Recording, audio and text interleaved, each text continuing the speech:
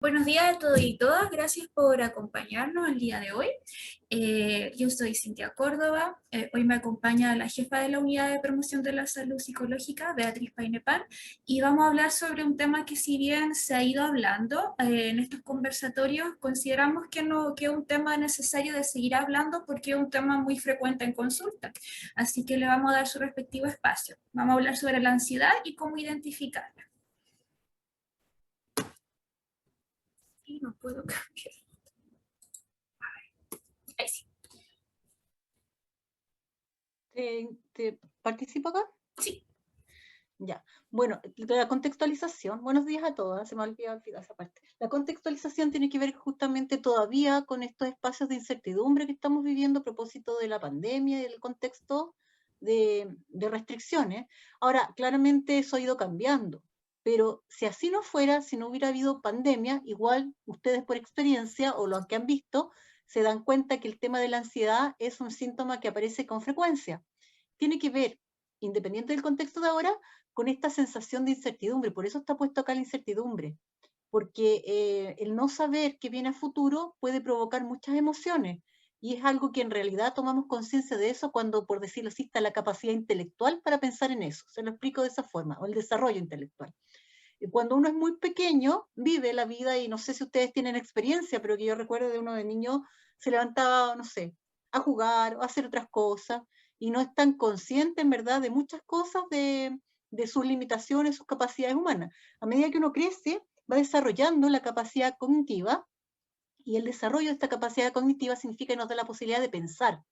Y el pensar tiene cosas maravillosas que significa la posibilidad de aprender infinitamente, ¿ya? Como de todo, y no tiene límite. Y también el pensar también puede estar no tan bien educado y en el fondo dejarnos pegados con temores, con ideas obsesivas o con impresiones, que en el fondo la mente influye mucho también desde esa perspectiva en las reacciones emocionales que tenemos. Bueno, ante la incertidumbre, la realidad de que no sabemos qué va a pasar a ciencia cierta mañana o en un rato más, nosotros generamos ciertas rutinas o formas de vivir que le llamamos, vamos todos, no sé, nos levantamos, vamos a estudiar, vamos a trabajar o lo que sea, ¿ya? Pero detrás de esas como rutinas que uno arma siempre está la incertidumbre, el no saber qué va a venir. Y entonces la contextualización de la ansiedad tiene que ver con eso, con esta sensación de desconocimiento sobre lo que está por venir, que yo he dicho, que se expresa con sensaciones de escaso o nulo control. En verdad no sabemos cómo nosotros manejar el futuro sobre las circunstancias, y sí se acompaña la incertidumbre con algunas emociones. Pueden ser confianza cuando no hay problema y uno cree que lo siente, que puede manejar y controlar el futuro, su medio, su entorno, pero comprenderán que en el contexto de pandemia todos estamos en un nivel de incertidumbre muy alto, porque nadie sabía ciencia cierta qué es lo que podía estar pasando, qué es lo que va a pasar. Entonces las emociones frecuentes son de miedo y de amenaza. Ya, Cintia, sigue porque podría hablar mucho. Y ahora bajando el tema, una vez como puesto en contexto, ¿qué es la ansiedad? Es una pregunta que yo creo que como que está en la boca de todos, me siento ansioso o soy ansiosa, pero más allá de ponerlo en palabras formales, nos gustaría como explicarlo de una forma más cercana. Y en ese sentido, un momentito que estoy admitiendo gente también. La ansiedad es un conjunto, el resultado final de qué? De experiencia, de nuestros propios pensamientos, nuestras emociones y la conducta, lo que hacemos.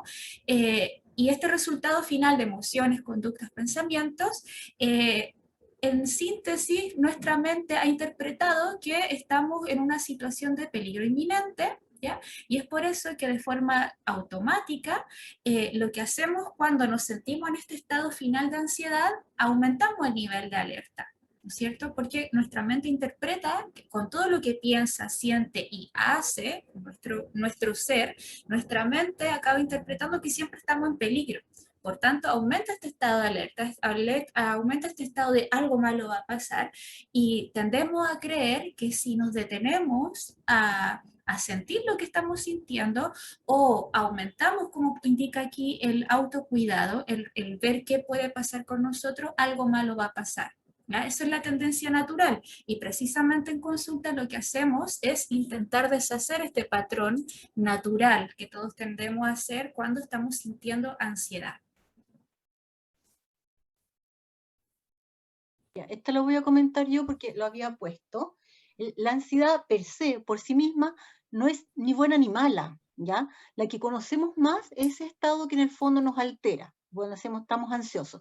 Pero yo también digo, no sé, o sea, otro momento y otro tiempo. Mañana va a haber un súper concierto de un grupo que me encanta y estoy muy ansiosa por eso. Entonces, algo bueno. Es una anticipación en ese sentido de algo bueno y que también me puede generar ansiedad o a lo mejor experiencias de muchos. Voy a entrar a la universidad y es distinto y justo en la carrera que yo quería.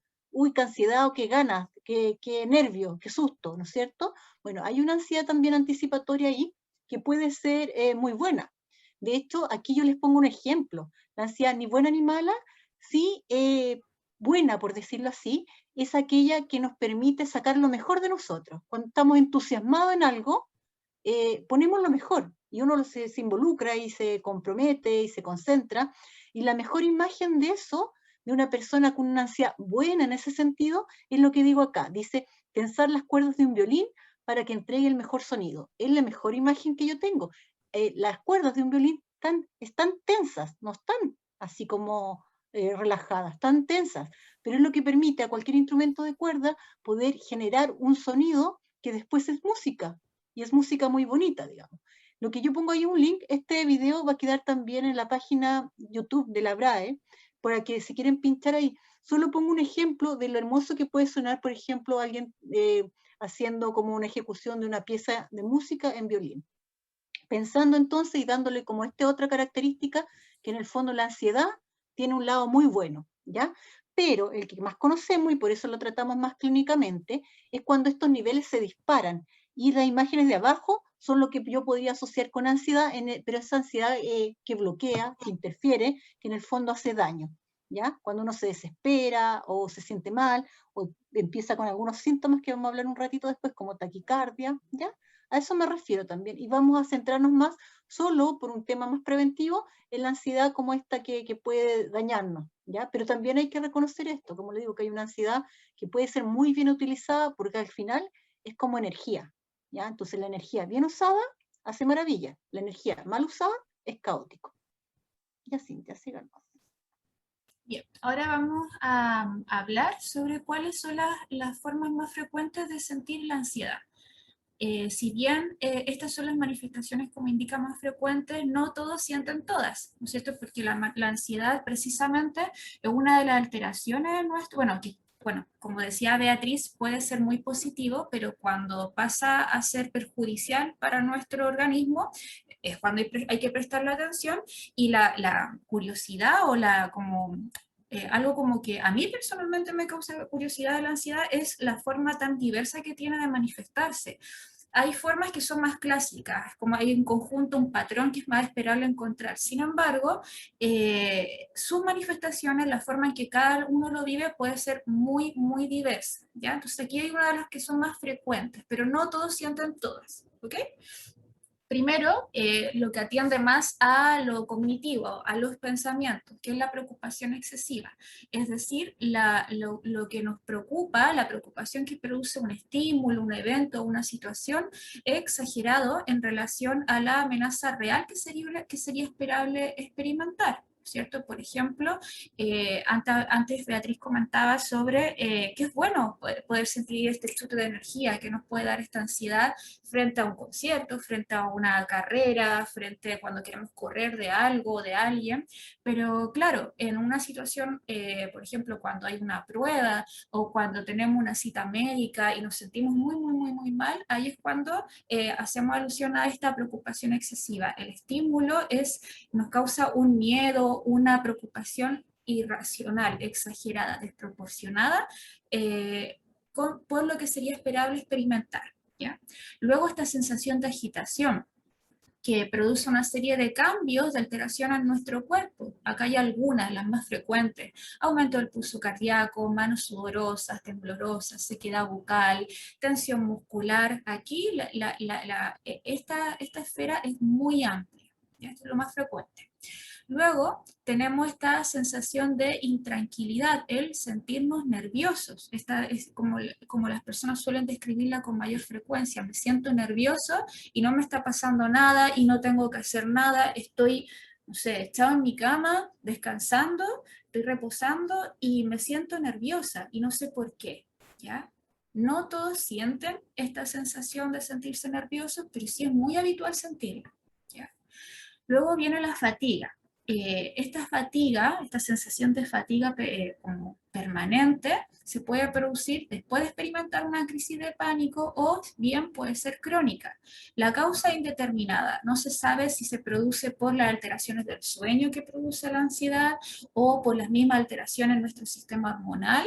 Lo cierto es que no se sabe si la fatiga produce ansiedad o la ansiedad produce fatiga. La relación causal, perdón, aún no se conoce.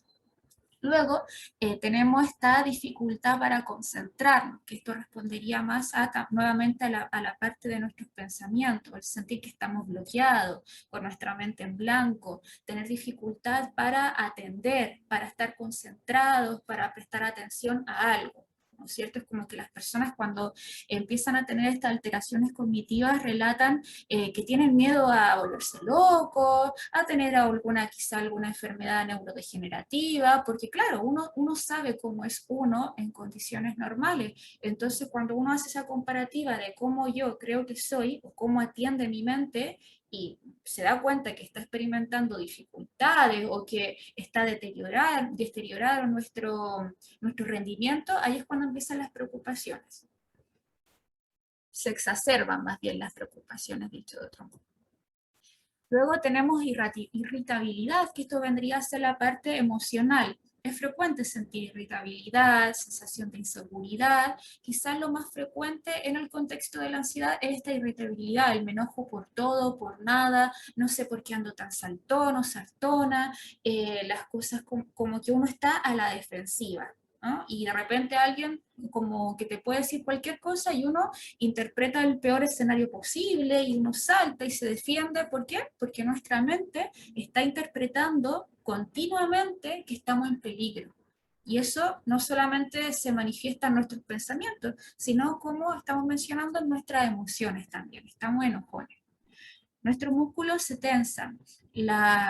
Se ha demostrado que tratar la tensión muscular ayuda a reducir las preocupaciones, la esfera cognitiva y la conducta de rumiación, es decir, el no poder parar de pensar, el pensar sobre el pensar.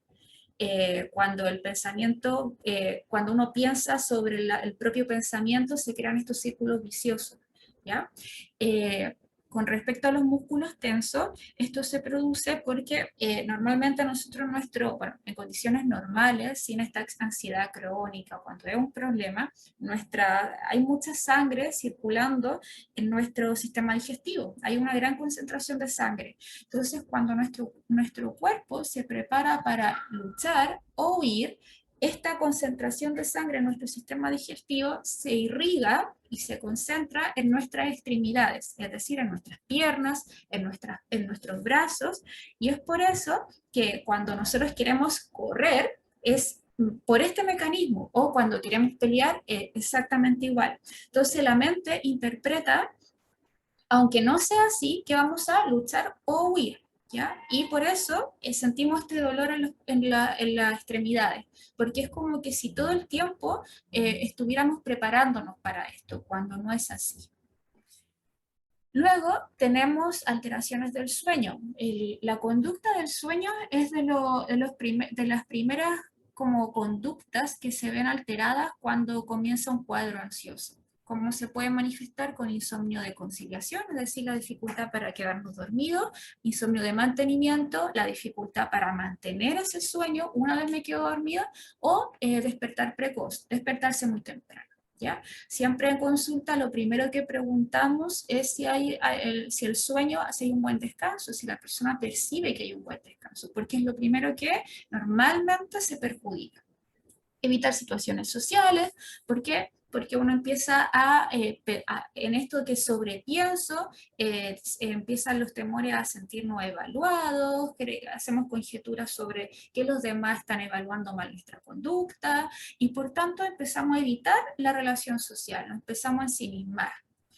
Luego vienen los temores irracionales. Temores irracionales, por ejemplo, el miedo a usar el transporte público, el miedo a contaminarnos. Ahí hay que tener ojo porque los temores irracionales, con respecto al, por ejemplo, al temor a contaminarnos en pandemia, es muy normal. Si nunca tú has tenido miedo a contaminarte y en el contexto de pandemia estás sintiendo este miedo, es normal. Incluso es normal si tú antes de la pandemia ya tenías miedo a contaminarte, que esto aumente, ¿ya? Esto sería normal, pero en la ansiedad es normal sentir estos temores irracionales, temores que no tienen mucho sentido, que no se explican, pero que uno los siente.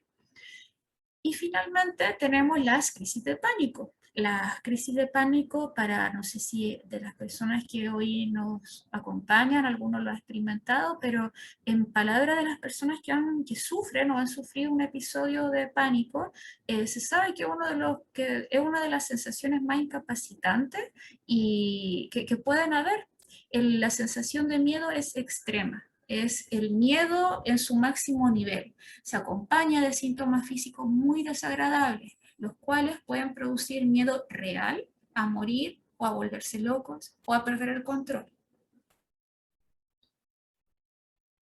Bien, aquí hay, a nosotros nos parecía interesante, ya que ustedes son la mayoría de las personas que nos acompañan son estudiantes, hay una ansiedad que es muy frecuente, que es concreta, que es la ansiedad, por ejemplo, en el rendimiento académico, cada vez que tenemos que dar una prueba o cada vez que tenemos que sentir que ser evaluados.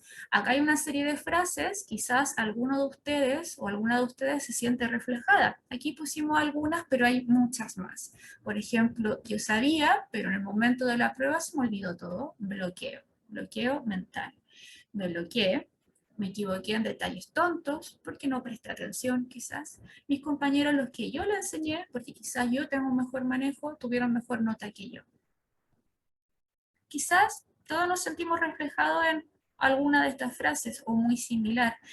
Y a mí me gustaría como invitarlos a quizás reflexionar un poco lo terrible, lo desagradable que debe ser estar rindiendo una prueba, un examen y estar sintiendo todo esto, estar pensando todo esto.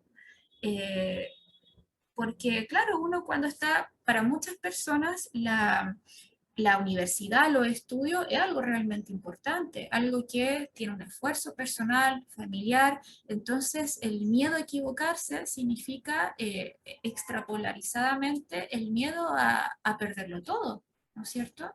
Entonces, imagínense lo complejo que es cada vez que voy a tener una evaluación, sentir todo esto. Pensar todo esto con sus correspondientes manifestaciones físicas, emocionales y mentales, evidentemente no permiten que uno tenga el mejor resultado, aún sabiendo, aún teniendo un manejo de los contenidos. No se puede dar un buen resultado con estos pensamientos en el momento de la evaluación. Bueno. Y acá nos podemos preguntar, o ustedes incluso se pueden haber preguntado, por qué hacemos esto? ¿Qué hay detrás de toda esta ansiedad ante el rendimiento o en el rendimiento académico? Y aquí nosotros ponemos temor, miedo. Miedo, aquí hay un montón de diversos miedos, los más frecuentes, pueden haber otros. Miedo a no cumplir con las expectativas de la familia cuando hay mucho esfuerzo de por medio, con mis propias expectativas, con lo que yo creía, con mi objetivo, perder beneficios económicos, es un miedo muy frecuente que encontramos en consulta, a no ser apto para la carrera, a ser eliminado, a demorarse mucho en titularse, ¿no es cierto? Tengo que terminar todo en el tiempo que se supone que tengo que hacerlo, si no, catástrofe. Temores diversos, ¿no es cierto?, que se acaban manifestando en un estado de tensión permanente, incomodidad, frustración, angustia, inseguridad, que finalmente le llamamos ansiedad. Y acá nos gustaría explicar cuál suele ser el mecanismo de todo este entramado. Bueno, este mecanismo se compone de fenómenos internos que están dentro de nuestra mente a nivel cognitivo y emocional, nuestras emociones y nuestros pensamientos, que llevan finalmente a una conducta que normalmente no es muy beneficiosa. Por alguna razón, por algún motivo, la persona, como aquí explica, tiene una dificultad con un ramo o con un contenido de un ramo. Obtuvo un rendimiento no esperado en una evaluación puntual.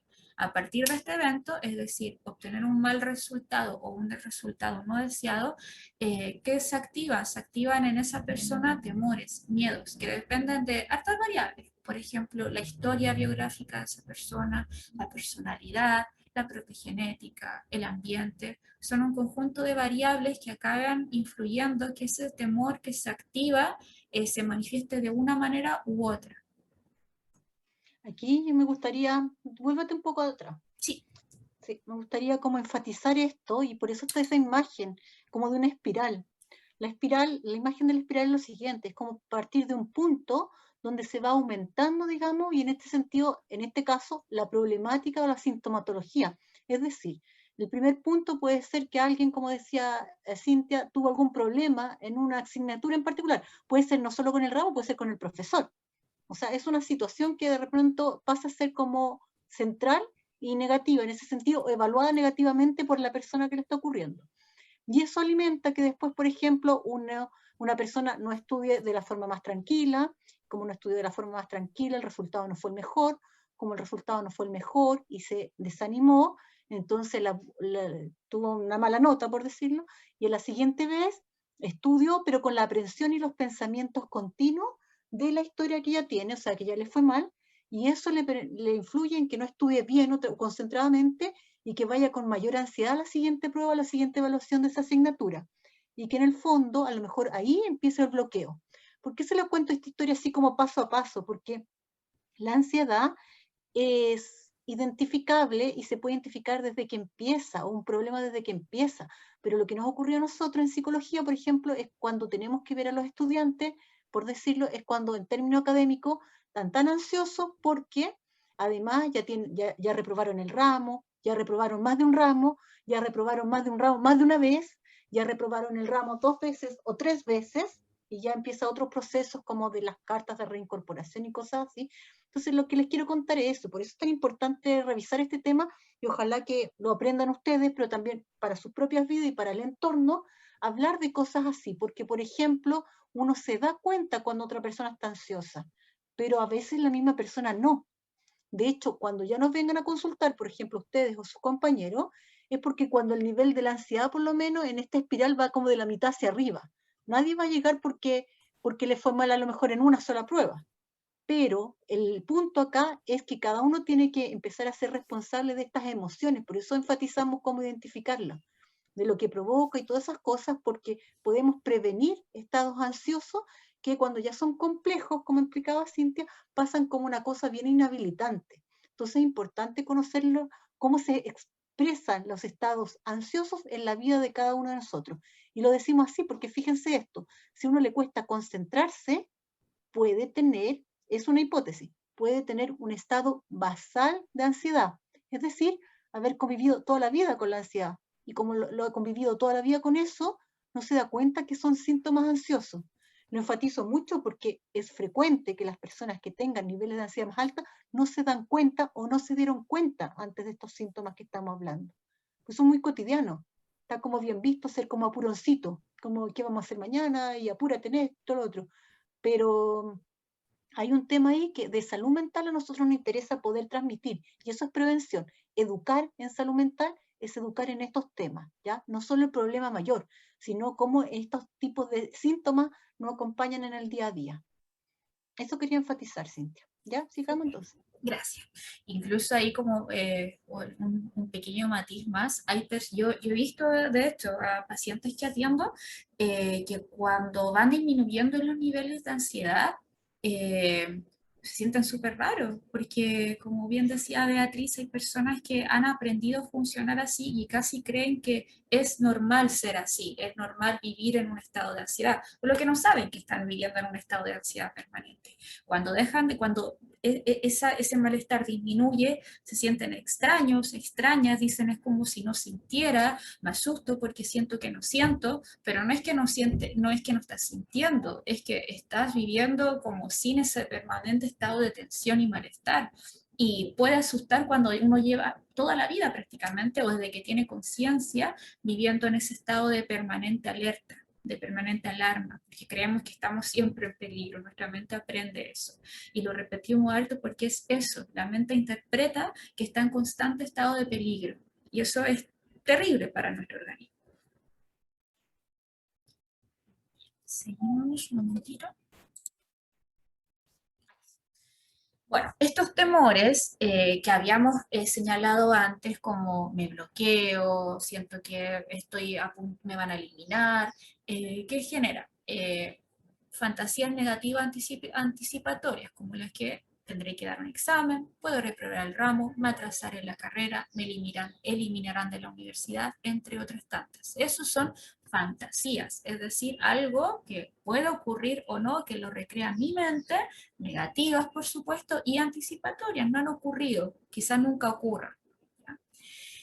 Cuando estamos en este nivel con las fantasías negativas anticipatorias, ¿qué pasa? Empieza a surgir toda esta sintomatología ansiosa que se reconoce a múltiples niveles, en la esfera fisiológica, aumento del pulso cardíaco, molestias gástricas, tensión muscular, dolor de cabeza, entre otras.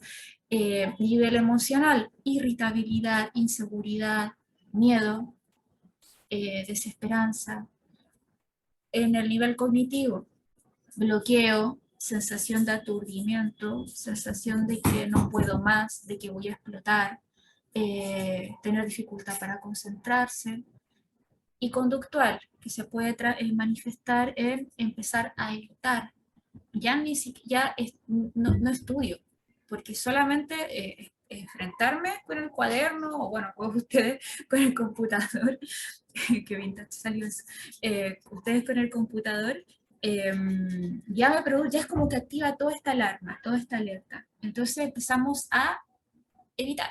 E incluso hay personas que a mí me han señalado que empiezan a evitar presentarse a los propios exámenes o conectarse al computador a dar el examen, porque ya la evitación es máxima. La persona que se enfrenta a la evaluación, la persona se enfrenta a la evaluación, ¿ya? Se conecta al computador, así, o en otros tiempos asistía a la universidad a rendir la prueba, y este rendimiento está interferido por todas las cosas que hemos estado explicando. Estamos bloqueados, estamos con un conjunto de pensamientos, de sensaciones que interfieren en mi rendimiento.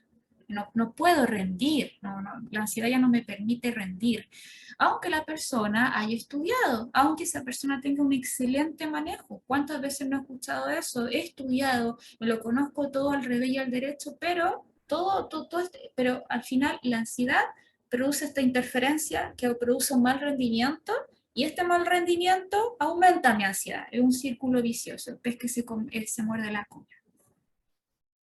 Que finalmente producen un resultado no satisfactorio. Yo puse esta imagen porque es eso, lo que queríamos transmitir también tiene que ver con esto, que las reacciones emocionales pueden ir en distintos grados. O sea, lo que estamos diciendo no es que a una persona le ocurra o no le ocurra, sino la pregunta acá es en qué nivel ocurre, ¿ya? Porque cuando no hay molestias, como les decía, o sea, tenemos la vida cotidiana, tenemos actividades, se va resolviendo y me pongo un poco ansiosa porque vamos a presentar la prueba, el trabajo, y después de eso vuelvo a estar tranquila y se acabó como el tema con eso, el tema emocional o estar pendiente de eso. Eso es normal.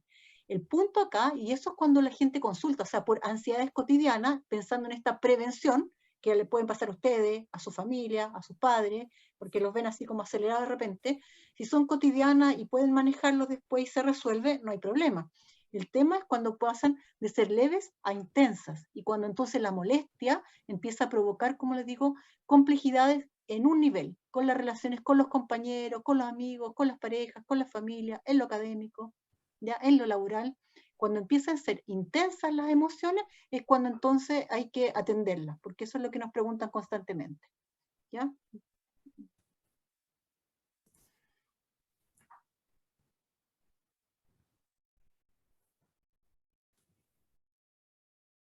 Y aquí Beatriz, ¿quiere comentar algo sobre el manejo? Bueno, ya, y entonces el tema de la ansiedad, como les decía, si bien convivimos por las circunstancias, a lo mejor con estos estados, estas sensaciones de vez en cuando, la convivencia tiene que ser buena convivencia. Y la buena convivencia entonces se puede educar, esa es la palabra más precisa, formar y educar a través del manejo de la ansiedad, de que cuando esto empiece a estar como muy exacerbado, poder practicar, por ejemplo, y formas de manejarlo, de manejarse uno mismo, ejercicios de respiración, de relajación, podemos referirnos a cada uno de ellos, por ejemplo, porque hay como en internet, podemos aprender en una consulta también de esto.